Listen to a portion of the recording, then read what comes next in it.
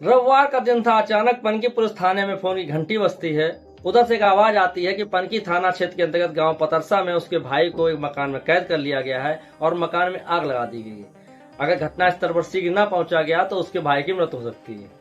Police तुरंत ही घटनास्थल की ओर रवाना होती है। वहां जाकर पुलिस देखती है कि मकान से धुआं निकल रहा है। बाहर उसमें ताला लगा हुआ है। पुलिस उस ताले को तोड़कर मकान के अंदर दाखिल होती है तो सामने एक लाश पड़ी हुई थी। थोड़ी देर में ही मृतक का भाई भी पहुंच जाता है, जिसने पुलिस को फोन करके बताया था। उसने पुलिस को बताया करीब 11 बजे उसके भाई दयाराम ने फोन कर उसको बताया कि उसकी पत्नी संगीता, पवन, महेश व संजीव ने उसको एक कमरे में बंद कर दिया है और कमरे का ताला बाहर से लगा दिया है, मकान में आग लगा दी है। पुलिस ने कमरे के चारों ओर नजर दौड़ाई तो मकान के दरवाजे और खिड़कियों पे जूट की बोरियों से बंद किया गया था। यानी पूरी तरीके से ये प्री प्लान किया गया था कि अगर जिसको मारना चाहते हैं वो व्यक्ति अगर आग से नहीं मरता है, आग से जलकर नहीं मरता है, तो कम से कम इसमें कमरे में भरने वाले धुएं की वजह से दम घुटने के कारण उसकी मृत्यु हो जाए। ठीक वैसा ही हुआ। लाश पर जलने के निशान कम थे, लेकिन ऐसा लगता था कि उसकी मृत्यु दम घुटने से हो गई है। अब आगे पुलिस की विवेचना जारी होती है। अनुज ने बताया, जब पुलिस ने अनुज से पूछा तो अनुज ने बताया कि उसका भाई दयाराम, जो कि कानपुर देहात के सिकंदरा रसदान में बुधौनी गांव के ग्राम विकास इंटर कॉलेज में एक अध्यापक था। अनुज ने बताया कि उसके भाई दयाराम की शादी सन 2000 में फतेहपुर के भसौली नामक गांव की संगीता के साथ हुई थी। उनके 12 वर्षीय एक बेटा स्वास्थ्य भी है। पहले दयाराम गांव में ही रहते थे, लेकिन कुछ महीनों से आकर वो कानपुर के बर्रा 8 में आकर रहने लगे। उसके भाई ने करीब 3-4 महीने पहले बिदनू थाने के अंतर्गत आने वाले ग्राम पतरसा के ढाबा संचालक संजीव के साथ में अपनी पत्नी को आपत्तिजनक स्थिति में देख लिया था। उसके अनुसार ढाबा संचालक संजीव ने ढाबे का नाम विश्वास्तिक उसके पुत्र के नाम पर ही रखा हुआ है। इस बाबत मेरे भाई ने थाना में एप्लीकेशन भी दिया था, जिस पे कोई भी सुनवाई नहीं हुई। अतः 3 महीने पहले उन्होंने एक मुकदमा तलाक का पंजीकृत करा दिया। इन सब के पीछे पुलिस इस बात पर चकरा गई कि जब दयाराम की पत्नी के संबंध पवन के साथ थे तो संजीव ने उसको क्यों मारा? संजीव का क्या कनेक्शन है? पेशे से वो अधिवक्ता भी है, समझदार भी है, उसकी उम्र भी लगभग 45 साल के ऊपर है। तो संजीव ने आखिर दयाराम को क्यों मारा, ये एक पेंच पुलिस के दिमाग में घूमने लगा।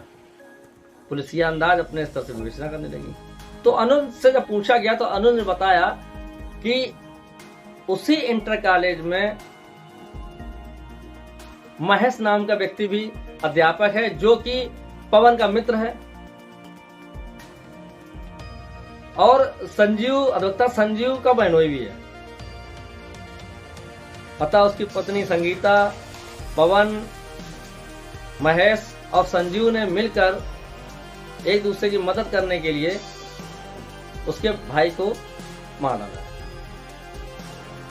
पुलिस को थ्योरी समझ में आई, उनको लगा कि शायद ऐसा ही कुछ होगा, लेकिन पुलिसिया दिमाग हमेशा उल्टा चलता है और वो दूसरी तरह से सोचता है। जब विवेचना धीरे धीरे आगे बढ़ी तो अनुज ने बताया कि उसके भाई को शनिवार को संजीव ने फोन करके अपने घर पे बुलाया था और इतनी बड़ी घटना को अंजाम दे डाला। संगीता, महेश, पवन और संजीव पर मुकदमा पंजीकृत कर लिया गया है। 4 लोगों को हिरासत में ले लिया गया है, लेकिन पुलिसिया दिमाग अपने तरह से सोच रही थी। जब पुलिस के अधिकारियों ने स्वास्तिक को, जो कि 12 साल का बच्चा था दयाराम का, उसको अलग ले जाकर उससे सवाल पूछा कि बेटा तुम कुछ जानते हो इस बारे में, तो उसने जो कहानी बताई उससे पूरी जांच ही बदल गई, पूरी कहानी ही बदल गई। घटना का राजफाश हो गया। उसके अनुसार जो स्वास्तिक ने बताया कि स्वास्तिक के अनुसार कि उसके पापा ने गलत इल्जाम लगाकर उसकी मम्मी को छोड़ दिया था। उसने बताया कि 25-26 जनवरी को संजीव अंकल घर पर आए थे उन्होंने मम्मी को कई बार एक ही बात बताया, बोली कि अपने पति को समझा लो, अपने हद में रहें, अपने दायरे में रहें, वरना अंजाम बहुत बुरा होगा। वो मेरी बीवी के साथ बाहर घूमना फिरना बंद कर दें, उनकी वजह से मेरी बीवी अपने घर नहीं आ रही, मेरा परिवार बिखर रहा है।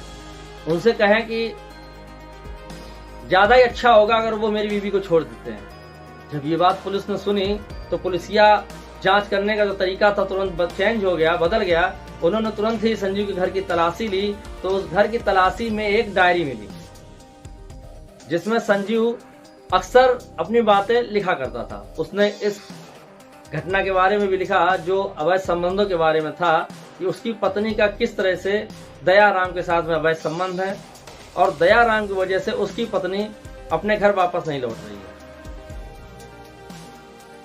कई बार समझाने का प्रयास किया लेकिन उसकी पत्नी नहीं मान रही है और वो दयाराम के साथ बार बार रहने की जिद कर रही है। इसी बात को लेकर अधिवक्ता में उसकी पत्नी में मुकदमाबाजी भी हो रही है। जब बार बार समझाने पर भी दयाराम नहीं माना तो संजीव ने ये कठोर कदम उठा लिया। उसने शनिवार को दयाराम से बात की, उसको अपने घर बुलाया।